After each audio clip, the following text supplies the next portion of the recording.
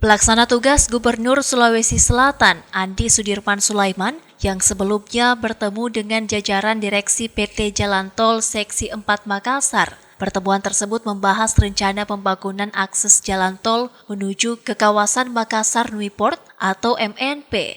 Hal ini pun disampaikan dalam HUT Kota Makassar yang ke-414 tahun di Anjungan Pantai Losari Selasa 19 November 2021.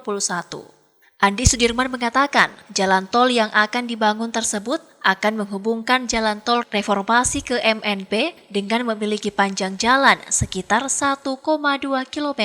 PLT Gubernur Sulsel mengapresiasi rencana pembangunan jalan tol tersebut agar masyarakat memiliki akses yang lebih mudah dan lebih cepat untuk bisa ke MNP.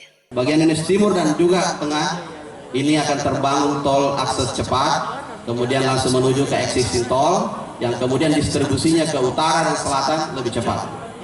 Termasuk kami juga mendorong kemarin pembangunan extended tolnya untuk yang ke arah selatan, yang langsung ke melewati, sehingga tidak ada terjadi lagi persoalan bottleneck yang terjadi di Goa. PLT Gubernur Sulsel juga mengaku mendukung rencana itu bersama Pemkot Makassar dan akan turut berkontribusi membantu kelancaran pembangunan akses tol tersebut karena akses itu dianggap dapat menjadi pemicu percepatan perekonomian di Sulsel.